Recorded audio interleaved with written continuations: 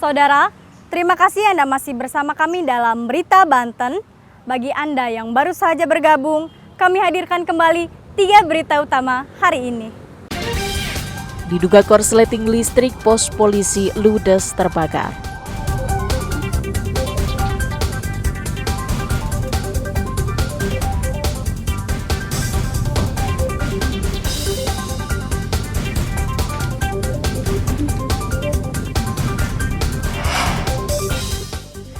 Tipu dan gelapkan uang 185 juta, ASN di Pandeglang ditangkap polisi.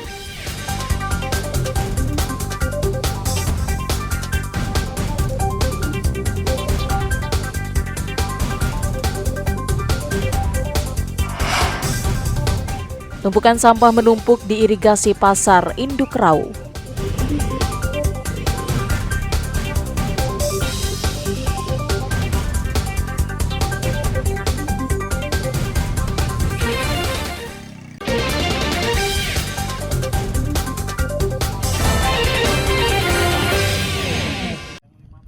Dinas Pertanian Provinsi Banten berupaya mengantisipasi dampak musim kemarau pada sektor pertanian, khususnya pada tanaman padi.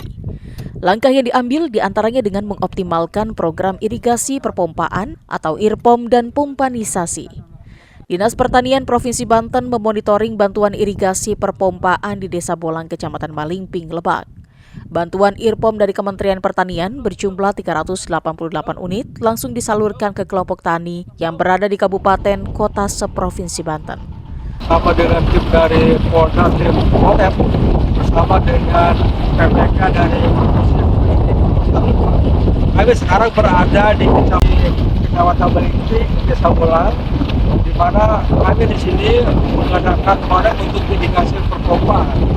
Perlu diketahui bahwa IRPOM sebanten ada 388 unit, di mana satu unit diharapkan minimal bisa mengairi 20 hektar. Sementara tenaga ahli Menteri Pertanian bidang pemanfaatan sumber daya lahan marginal Ani Mulyani mengatakan program IRPOM dan pompanisasi merupakan langkah mempertahankan hingga meningkatkan produksi padi secara nasional. Sawahnya luas, satu hamparan, dan ini datar semua.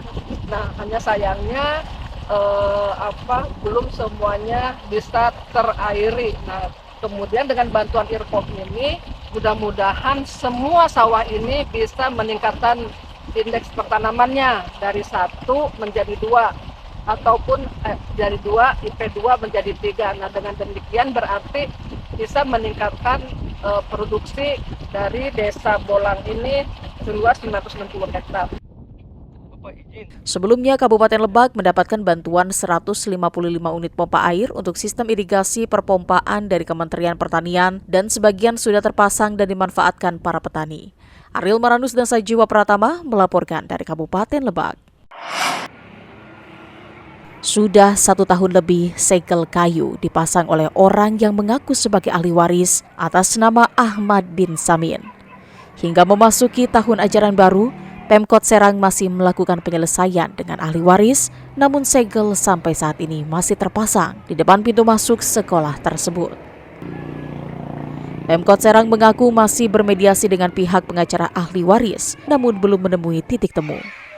Namun, Pemkot Serang berencana akan melakukan pelepasan segel kayu tersebut untuk kenyamanan siswa yang tengah melakukan proses pembelajaran.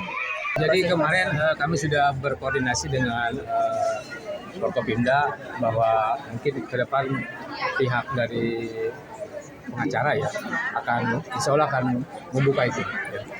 Kita tunggu aja. Kemarin ada permintaan dari ahli waris, apa Pak permintaannya? Nah itu mungkin ada sedikit yang didiskusikan dengan tim yang hadir di sana, karena mungkin saya akan koordinasi dengan tim tersebut apa sih yang dibicarakan, karena saya tidak ikut hadir karena ada kegiatan di tempat lain. Tanah tersebut menurut Kadis Dindikbud Kota Serang sudah dibeli oleh kepala desa setempat. Namun pada Agustus 2023 diklaim ahli waris hingga dilakukan penyegelan. Kita tahu tanah itu oleh kepala desa sudah dibeli, ada suratnya, kemudian oleh ahli waris sekarang diaku merasa tidak menjual. Nah, persoalan hukum ini sedang ditangani oleh Nasda 1 dan saya menunggu arahan dari Pak Sekda dan Nasda 1 untuk menyelesaikan persoalan lain.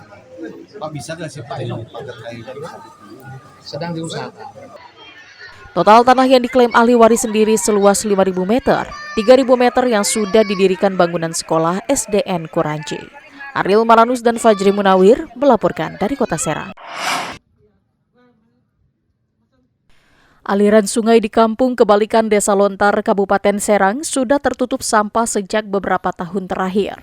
Aliran sungai dijadikan tempat pembuangan sampah karena di desa ini tidak ada fasilitas tempat pembuangan sampah yang disediakan oleh pemerintah. Permasalahan sampah di wilayah Kabupaten Serang tidak hanya terjadi di Desa Lontar saja. Karena tidak dikelola dan tidak ada tempat penampungan, banyak warga yang juga membuang sampah di pinggir jalan sehingga menyebabkan tumpukan sampah di sejumlah titik. Selain itu, pengelolaan sampah warga yang tinggal di sejumlah komplek perumahan juga terpaksa menggunakan jasa pihak swasta karena truk sampah milik Pemkab Serang sudah tidak lagi mengangkut sampah warga. Sejak beberapa bulan terakhir, Kabupaten Serang sudah dinyatakan wilayah darurat sampah. Pemkab Serang mengakui minimnya fasilitas yang dimiliki untuk mengelola sampah warga. Selain itu, hingga saat ini Pemkab Serang tidak memiliki tempat pembuangan akhir sampah untuk menampung sampah warga. Kondisi darurat sampah, kami sangat kesulitan untuk membuang sampah di Kabupaten Serang karena kami belum punya TPSA. Seperti yang saya sampaikan, kita untuk mengakses ke daerah lain, kabupaten kota lain untuk bisa dibantu untuk membuang sampah ini juga sangat susah.